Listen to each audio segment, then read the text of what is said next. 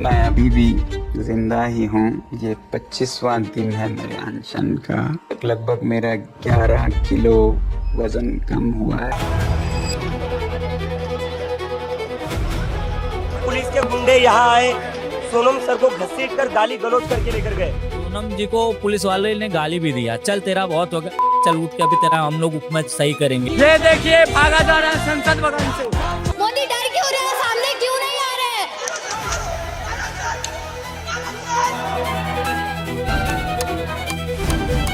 और इस्तीफा देना पड़ेगा धर्मेंद्र प्रधान को। नहीं, इस तरीके से नहीं होते हम। अगर आपको लगता है ना कि धर्मेंद्र प्रधान रिजाइन करेंगे तो ये सारा सिस्टम सही हो जाएगा, तो आप बहुत गलत हो। मैं आप लोगों को बताना चाहता हूं कि इंडिया का मेडिकल एजुकेशन का सिस्टम इतना ज्यादा करप्ट है ना, इतना ज्यादा करप्ट है कि ये तब तक सही नहीं होगा जब तक ये सारे के सारे लूप होल्स को सही ना किया जाए, राइट। और ये सारी चीजों को पता है कौन कंट्रोल कर रहा है? ये सारी चीजों को यहाँ पे कंट्रोल कर रहे हैं मेडिकल माफियाज, जो हजारों करोड़ रुपए की इंडस्ट्री है आज की डेट में। Chance to become a doctor comes at a price. MBBS seats for 25 to 30 lakh. Doctor among 4 arrested in fake admission scam. Demand और सप्लाई के बीच का यही गैप मेडिकल माफिया को पनपने का मौका दे रही है। आज के इस वीडियो में मैं मेडिकल माफिया को एक्सपोज करने वाला हूं। इंडिया का जो जेनजी है वो चाहता है कि हमारे देश में फेयर एजुकेशन हो, तभी जाके इतने बड़े बड़े प्रोटेस्ट हो रहे हैं। तभी सोनम वांगचुक सर यहाँ पे प्रोटेस्ट के लिए सामने आए हैं, जिसके वजह से ये प्रोटेस्ट बड़ा हो पाया है। फिर एक आदमी उठा ना बंदूक ना तलवार, बस भूखा पेट और सच्चाई यही उसका हथियार। 20 दिन 20 रातें जिस्म टूटा पर ना झुका, उसकी खामोशी में वो शोर था जो दिल्ली तक गूंजा। सोनम की भूख ने पूछा कब तक सोते रहोगे, बच्चों के सपने बिखरे रहे कब तक देखते रहोगे। अब सिस्टम को तोड़ना है, जब से उखाड़ना है, पूरा सिस्टम बच्चे को खा जाता यही तो समझना है। देखिए, जब स्कैम की बात है ना, नीट की स्पेशली अगर मैं बात करूं तो ये जो रीसेंट का स्कैम है ये पहली बार नहीं हुआ है। नीट के आने के बाद 2016 में फेज 2 के एग्जाम्स में यूपी में पेपर लीक की बात सामने आई। उसके बाद दोस्तों 2021 में राजस्थान के जयपुर और यूपी के वाराणसी में नीट का पेपर लीक हुआ। उसके बाद दोस्तों 2024 में भी नीट का पटना से और गोधरा गुजरात से लीक्स के मामले सामने आए। और अभी हम बात कर रहे हैं रीसेंट लीक। जिनको लगता है पेपर लीक कोई बहुत बड़ी कहानी हो गई, तो अभी आप जब देखोगे कि ये मेडिकल माफिया काम कैसे करता है तो आप हैरान रह जाओगे कि ये तो मतलब टिप ऑफ द आइसबर्ग है, कुछ भी नहीं है, कोई बहुत बड़ी चीज नहीं है। लेकिन अभी आप समझोगे आने वाले समय में कि इसमें भी कितनी बड़ी धांधली हो रही है और कैसे गवर्नमेंट ऑफिशियल भी इन्वॉल्व है। तो अगर आपको मेडिकल माफिया को समझना है ना अच्छे से, तो आपको ये समझना पड़ेगा सबसे पहले कि इंडिया में डॉक्टर बनते कैसे हैं और क्या इंडिया के पास इनफ डॉक्टर है, जितनी हमें रिक्वायरमेंट है उतने डॉक्टर है। तो यहाँ पे दो आंकड़े सामने आए हैं। WHO बोलता है कि भाई हम लोगों को यहाँ पे ना 1000 लोगों में एक डॉक्टर की रिक्वायरमेंट है। इसमें हमारी गवर्नमेंट कहती है कि हमारे पास इससे ज्यादा है, हमारे पास 821 लोगों में से 811 लोगों में से एक डॉक्टर है। तो रेशियो आता है 1.21 डॉक्टर्स पर 1000 पीपल। लेकिन गवर्नमेंट जब डॉक्टर कहती है ना, तो गवर्नमेंट के डॉक्टर में यूनानी, होम्योपैथी, आयुर्वेदिक, इन सबको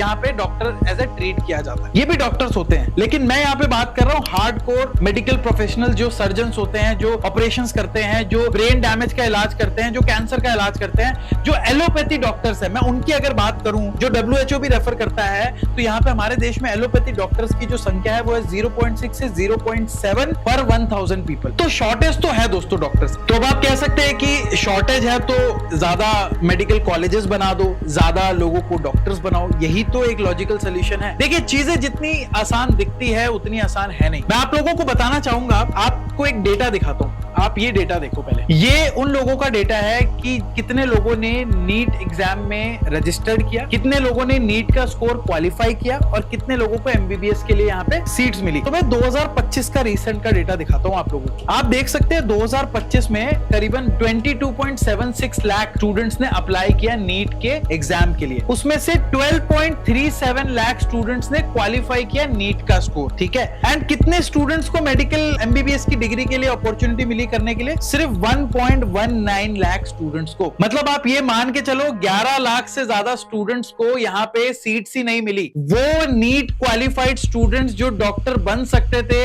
उनको सीट्स की शॉर्टेज की वजह से डॉक्टर्स वो नहीं बन पाए, राइट। और यहाँ पे मैं मेडिकल और प्राइवेट कॉलेजेस दोनों के आंकड़े मिला के बता रहा हूँ आप लोगों को। तो यहाँ पे चीजें ये निकलकर सामने आती है कि हमारे देश में शॉर्टेज है। इस शॉर्टेज का हो क्या रहा है वो समझाएंगे आप लोगों को, अभी बहुत ध्यान से सुनना। लेकिन चीजें और खराब तब हो जाती है दोस्तों कि इंडिया में और ज्यादा शॉर्टेज आ जाती है जब स्पेशलिस्ट डॉक्टर बनने की बारी आती है। एक तो एमबीबीएस डिग्री है, वो यूजी डिग्री हो गई, फिर पीजी यानी कि स्पेशलिस्ट हो गए, एमडी एमएस वगैरह, उसमें तो और ज्यादा सिचुएशन खराब है। मतलब यहाँ पे एवरी 3 डॉक्टर्स इंडिया क्रिएट्स, उसमें से सिर्फ 2 ही स्टूडेंट्स को चांस मिलता है स्पेशलिस्ट बनने का। और उससे भी एक बुरा डेटा बताऊं, अगर हम बात करें सुपर स्पेशलिटी डॉक्टर्स की, वो तो और भी बुरा है। तो आप ऐसा समझ के देखो, अगर यहाँ पे 3 डॉक्टर एमबीबीएस बन रहे हैं तो उनमें से सिर्फ 2 डॉक्टर्स को मौका मिलता है एमडी और एमएस करने का, आगे जाने का, क्योंकि सीट्स नहीं है उतनी। और अगर किसी को सुपर स्पेशलिटी की डिग्री चाहिए तो उसमें से आप ये समझ लो 20 पोस्ट ग्रेजुएट यानी कि 20 स्पेशलिस्ट डॉक्टर्स में सिर्फ 2 डॉक्टर्स को यानी कि करीबन 11% स्टूडेंट्स को मौका मिलता है सुपर स्पेशलिटी डॉक्टर बनने का। अब आप ये देखकर समझ लो कि कितना बड़ा गैप है, कितना बड़ा यहाँ पे सीट्स का शॉर्टेज इंडिया में चल रहा है। और जहां पे शॉर्टेज होता है ना दोस्तों, वहीं पर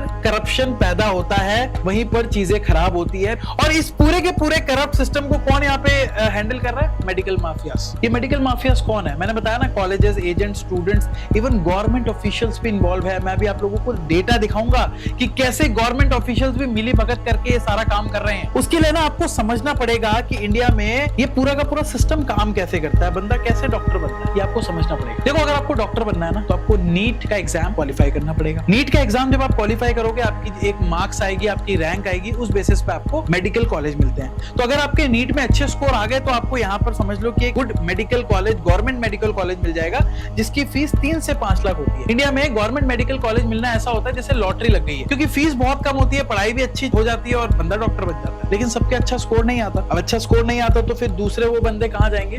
जिनका नीट में एवरेज स्कोर आया है, वो यहाँ पे प्राइवेट मेडिकल कॉलेजेस में एंट्रेंस लेते हैं। यहाँ पे फीस ज्यादा होती है, 50 लाख से 1 करोड़ तक की आप फीस मान के चलो। जी हाँ, 50 लाख से 1 करोड़ की फीस होती है बनने में, इतना पैसा लगाते हैं। और उन लोगों का क्या होगा जिनके एवरेज स्कोर आया है या उससे भी बेकार स्कोर आया है, लेकिन उनको सीट्स नहीं मिल रही, बट फिर भी सीट्स चाहिए। तो मैंने क्या कहा, जहां शॉर्टेज है वहां पर ये करप्शन पनपेगा ही पनपेगा, अगर सिस्टम सही नहीं है। तो यहाँ पे एक तीसरा डोर भी है, तीसरा रास्ता भी है। वो तीसरा रास्ता क्या है कि भाई आपको यहाँ पे कोई नहीं पूछेगा आपका क्या स्कोर है। नीट क्वालिफाई होना जरूरी है, मतलब ऐसा नहीं कि कोई भी बंदा आके इस चीज में एडमिशन ले ले। नीट में अगर आपका कम से कम भी स्कोर आया ना, क्वालिफाई हो गए, तो भी आप ये समझ के देखो कि आप मैनेजमेंट कोटा के थ्रू जो नॉर्मल कॉलेज की फीस 50 लाख है, 1 करोड़ है, डबल या 1.5 गुना फीस देके आप यहाँ पे बहुत सारे ऐसे प्राइवेट कॉलेजेस है जहां पर आप एडमिशन ले सकते हैं। एमडी करते हो तो 3 से 4 करोड़ तक की भी फीस देनी पड़ती है। तो यहाँ पे मैं आप लोगों को बताना चाहूंगा कि अगर कोई बंदा नीट क्वालिफाई करता है ना, उसके बाद उसका एक काउंसलिंग सेशन होता है। ये काउंसलिंग सेशन क्या होता है? ये काउंसलिंग सेशन एक प्रोसेस है जिसमें स्टूडेंट को मेरिट के बेस पे, मतलब उसके कितने रैंक आई है उसके बेस पे कॉलेज मिलता है, ठीक है। ये काउंसलिंग सेशन कौन ऑर्गेनाइज कराते हैं? स्टेट काउंसलिंग कमेटी होती है और ऑल इंडिया काउंसलिंग कमेटी होती है, मतलब एक स्टेट लेवल पे और एक ऑल इंडिया लेवल पे। यहाँ पे इनकी वेबसाइट्स होती है जिसपे आपको जाके अपने आप को रजिस्टर करना होता है, अपने स्कोर को डालना पड़ता है, उसके बेसिस पे आपको यहाँ पे कॉलेज अलॉट होते हैं। और जैसे ही आपका कॉलेज अलॉट हो जाएगा, आपको यहाँ पे कॉलेज से एडमिशन का कॉल आ जाएगा कि भाई आओ, फीस जमा करो, एडमिशन ले लो। ये पूरा प्रोसेस होता है। लेकिन फिर बड़ा सवाल आता है कि जब हर स्टूडेंट को मेरिट के बेस में एडमिशन मिल रहा है तो यहाँ पर कैसे धांधलेबाजी हो रही है? यहाँ पे मैं आप लोगों को बताऊंगा, एक लूप होल है यहाँ पे, और वो जो लूप होल है वो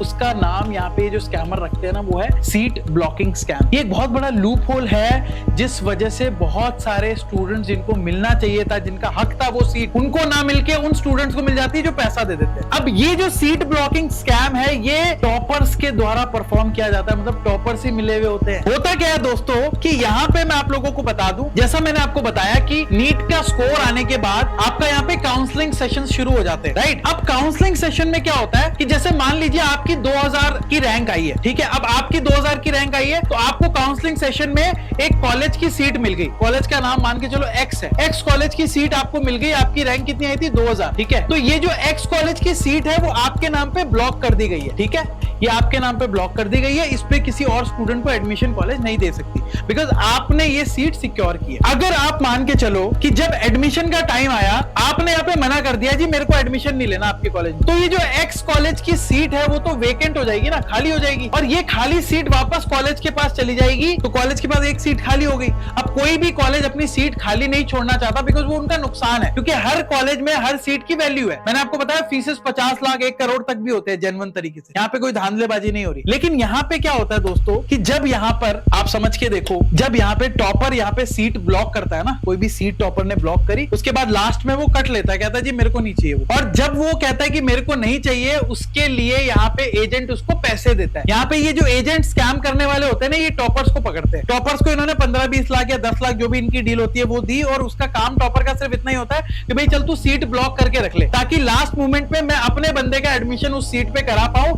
जब वो सीट कॉलेज के पास चली जाए, और इस तरीके से कॉलेज चीजें जस्टिफाई कर देता है, राइट। तो आप ये समझो कि इससे क्या होता है, इससे टॉपर को भी फायदा हो गया, भाई 15-20 लाख रुपए मिल गए। अब यहाँ पे उसका तो कोई नुकसान नहीं है, क्योंकि अगर उसका अच्छा स्कोर आया तो वो अगले काउंसलिंग सेशन में कोई दूसरा कॉलेज ले लेगा। ऐसे भी बहुत सारे स्टूडेंट होते हैं जिसका एजेंट फायदा उठाते हैं, एजेंट को भी अपना कट मिल गया। वो कट कितना भी हो सकता है, 10, 20, 15 lakh, 30 lakh, 40 lakh, depending on college, कोई रेट फिक्स नहीं है। यहाँ पे मुंह देख के टीका निकालने वाली कहानी है। उसके बाद कॉलेज को यहाँ पे डबल फीस मिल जाती है। अगर कोई कॉलेज में सीट, अगर वो नेचुरल काउंसलिंग सेशन की तरफ से जाता, 50 लाख उसकी फीस होती, तो यहाँ पे एजेंट के थ्रू अगर वो काम करता है तो कॉलेज को हो सकता है 1 करोड़ 80 लाख या डबल ही फीस मिल जाए, तो कॉलेज भी अपना फायदे में रहता है। इस तरीके से पूरा सीट ब्लॉकिंग स्कैम हो रहा है। अगर आपको नहीं पता तो मैं आप लोगों को दिखाऊं, कभी यहाँ पे जाके चेक करना, नीट सीट ब्लॉकिंग स्कैम। यहाँ पे आप लोगों को बहुत सारी दिख जाएगा डेटा की किस तरीके से चीजें होती है, और बहुत सारे यहाँ पे आप समझिए कि डेटा सामने आया कि बहुत सारे जो कॉलेजेस है उनका नाम सामने आया, वो ये सारी चीजें कर रहे थे। देखिए government time to time crackdown करती है, बट ये स्कैमर्स रुकते नहीं है, क्योंकि सिस्टम इतना इंश्योर नहीं है कि वहां पे हर जगह पे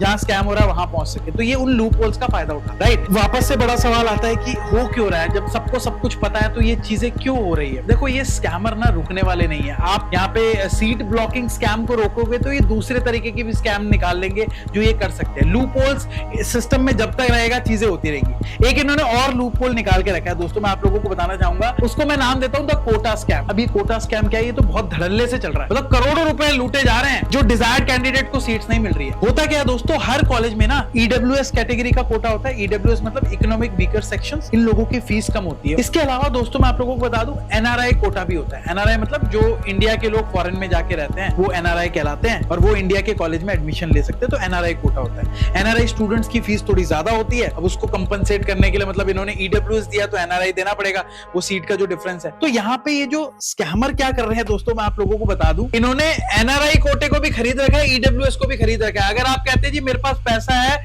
मुझे किसी भी कोटे से एडमिशन दिला दो, बस मुझे मेडिकल सीट चाहिए, तो ये स्कैमर आपके फेक डॉक्यूमेंट्स तैयार करते हैं। मान लो अगर आपने एनआरआई कोटा में एडमिशन लेना है तो ये आपके फेक डॉक्यूमेंट तैयार करवा देंगे जी, आप मलेशिया में रहते हैं और वहां से आप एनआरआई कोटा के थ्रू एडमिशन ले रहे हैं, और कॉलेज भी एक्सेप्ट कर लेता है क्योंकि कॉलेज को तो ज्यादा फीस मिल रही है, यहाँ पे एडमिशन हो जाता है। ईडब्ल्यूएस कोटा में ये फेक इनकम के डॉक्यूमेंट्स तैयार करवा देते हैं एजेंट्स, पैसा लेते हैं, फुल पैसा लेते हैं, उसके बाद कॉलेज एक्सेप्ट कर लेता है, आपका एडमिशन हो जाता है। आप कितना मानते हो एक सीट के लिए कितना पैसा दिया होगा स्टूडेंट्स के माँ बाप ने? आप लोगों को मैं दिखाना चाहूंगा, आप देख सकते हैं यहाँ पे, EWS quota in NEET is backdoor entry for the rich, 5 crore MBBS fees, fake certificate and stolen seats. 5 crore से ज्यादा के मतलब फीस देने को भी माँ बाप रेडी है कि उनका बच्चा किसी भी तरीके से डॉक्टर बन जाए।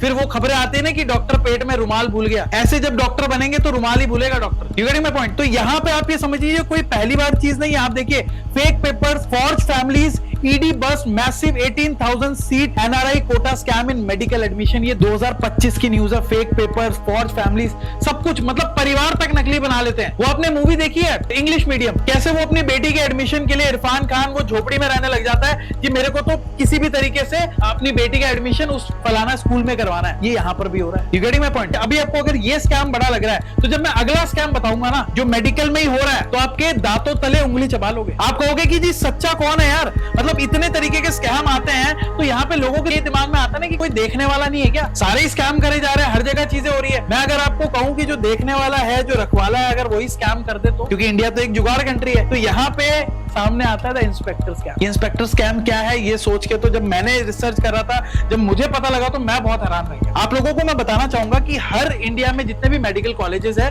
वो एनएमसी के अंदर एग्जिस्ट करते हैं। एनएमसी का मतलब होता है नेशनल मेडिकल कमीशन। ये एनएमसी क्या करती है? ये नेशनल मेडिकल कमीशन एग्जामिन करती है कि हर मेडिकल कॉलेज प्रॉपर्ली काम कर रहा है, मेडिकल कॉलेजेस की जो हॉस्पिटल है वो प्रॉपर्ली काम कर रहे हैं, ताकि स्टूडेंट्स को प्रॉपर्ली चीजें सीखने को मिल रही है, अच्छी एजुकेशन मिल रही है। इनका काम होता है कि यहाँ पे सीक्रेट इंस्पेक्शन करना, मतलब चुपचाप किसी भी मेडिकल कॉलेज में पहुंच जाना, वहां पे चीजें देखना कि प्रॉपर हो रही है नहीं हो रही है। अगर कोई कॉलेज सही से चीजें नहीं कर रहा है, धांधलेबाजी कर रहा है, तो ये उनको हटा देती है एनएमसी का, ये काम है एनएमसी, ठीक है। लेकिन अगर मैं आपको बोलूं कि ये एनएमसी वाले यहाँ पे मिले हुए हैं, तो आप देख सकते हैं सीबीआई ने एक्सपोज किया है 1300 करोड़ से ज्यादा का यहाँ पे corruption case against national medical commission and union health ministry professionals. मतलब यूनियन हेल्थ वाले भी मिले हुए हैं, नेशनल मेडिकल कमीशन वाले भी मिले हुए हैं, और ये 1300 करोड़ का करप्शन केस है। ये तो एक है, न जाने कितने ही कॉलेजेस के कितने यहाँ पे सेटिंग होगी जो यहाँ पर एनएमसी वालों को घूस देके पहले से ही पता लगा लेते हैं कॉलेज वाले कि हमारे यहाँ इंस्पेक्शन होने वाला है, और जब उनको पता लग जाता है तो वो सारी चीजें सही कर देते हैं। एनएमसी वाले मिले होते हैं, उनको सही से यहाँ पे प्रॉपर क्लियरेंस मिल जाती है और वो अपनी धांधली करते रहते हैं। ये चीजें हो रही है दोस्तों। अब आप मुझे बताओ कि अगर यहाँ पे हमारा हेल्थ मिनिस्टर हट भी जाता है तो क्या हो जाएगा? कुछ नहीं होने वाला, जब तक ये प्रॉपर सिस्टम सही नहीं होगा। और प्रॉपर सिस्टम की जिम्मेदारी सही करने की किसको है? ऑफ कोर्स हमारी गवर्नमेंट को है, करना चाहिए। और ये कोई पहली गवर्नमेंट नहीं है। अगर आप कांग्रेस में भी देखो तो नीट तो अभी आया है, पहले एआईपीएमटी हुआ करता था, वहां पे भी बहुत धांधलेबाजी होती। व्यापम स्कैम सुना है ना आपने, कितना बड़ा स्कैम था, जाके देखना, कांग्रेस के समय हुआ था। तो कांग्रेस बीजेपी हो या कोई सीजेपी आए, मैं मतलब कोई भी पॉलिटिकल पार्टी आ जाए, मैं यहाँ पे किसके साथ किसके अगेंस्ट की बात नहीं करूंगा, कोई भी पॉलिटिकल पार्टी आ जाए, जब तक ये सिस्टम सही नहीं करोगे ना, चीजें कभी भी सही नहीं होने वाली। एक घटिया सिस्टम से ना एक करप्ट इंसान ही पैदा होता है, और अगर आपको सिस्टम सही करोगे, लूप होल्स हटाओगे, तभी जाके करप्शन रुकेगा। सिंपल सी कहानी है, राइट।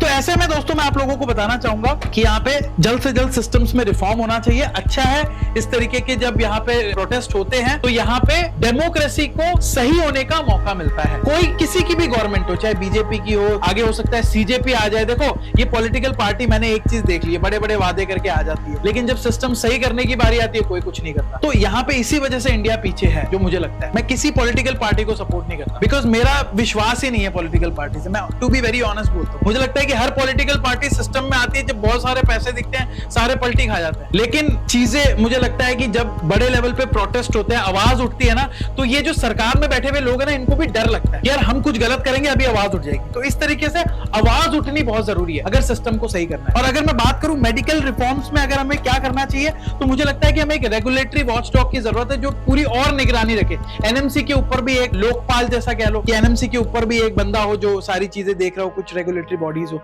इसके अलावा मेडिकल का जो आप ये समझ लीजिए सीट एलोकेशन सिस्टम है, इसको और ट्रांसपेरेंट बनाने की जरूरत है, ताकि कोई भी कॉलेज जो सीट्स उनके पास बचे उसमें अपने बंदे को मैनेजमेंट कोटा से एडमिशन ना दे, राइट। बाकी आपका क्या मानना है मुझे कमेंट बॉक्स में लिख के जरूर बताएं। मैं चाहता हूं कि ये जो पूरा का पूरा प्रोटेस्ट है, इससे एक मीनिंगफुल रिजल्ट निकले, ताकि आने वाले स्टूडेंट्स को वो परेशानी का सामना ना करना पड़े जो अभी के स्टूडेंट्स कर रहे हैं। और ये सिर्फ मेडिकल की बात नहीं है दोस्तों, आप चाहे मैनेजमेंट में चले जाइए, इंजीनियरिंग में चले जाइए, ये जितने स्कैम मैं आपको बता रहा हूं ना, ये कोई अलग चीज नहीं है, ये हर जगह हो रहा है। आप सोचिए एक छोटी स्कूल की सीट को लेके बड़ी मेडिकल, मैनेजमेंट, इंजीनियरिंग, हर पूरे एजुकेशन सिस्टम में ये चीज फैली है। जब तक रिफॉर्म्स नहीं होंगे तब तक चीजें सही नहीं होने वाली। What do you have to think about it, मुझे कमेंट बॉक्स में लिख के बताएं। मैं आप लोगों से नेक्स्ट वीडियो में जल्द ही मुलाकात करता हूं।